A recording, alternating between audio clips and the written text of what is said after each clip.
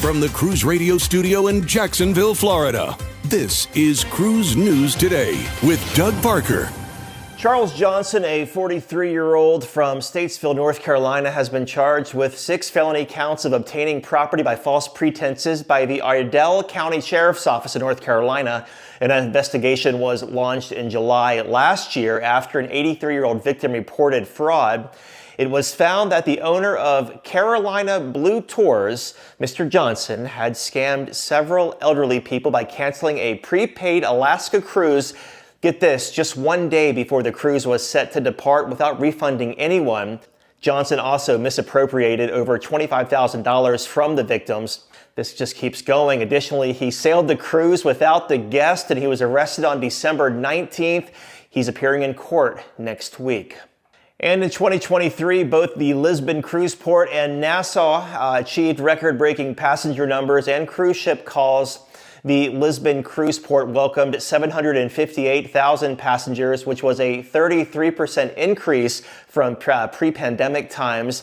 The port received 347 calls, out of which 130 were turnarounds.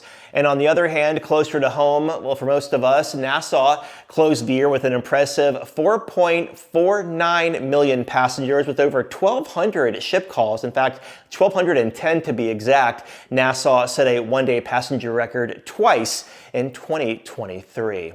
And finally, Carnival Corporation company Seabourn Cruises has announced the installation and completion of SpaceX's Starlink satellite technology across its entire fleet, including both ocean and expedition ships. The enhanced internet is now available on Seabourn's 2 expedition ships, the Seabourn Venture and Seabourn Pursuit, as well as its ocean ships, the Seabourn Sojourn, Quest, and Encore, as well as the Seabourn Ovation. Seabourn includes complimentary Wi-Fi with every cruise. And cruise line stocks were mixed on Monday. Come here, buddy. Carnival Corporation was up slightly, 17.35. Royal Caribbean up 1.2%, 124.12. And Norwegian down slightly, 17.76. Say hello, buddy. If you have a story, drop us a line, doug@cruiseradio.net. Have yourself a great Tuesday. I'm Doug Parker with Cruise News Today. Talk to you soon.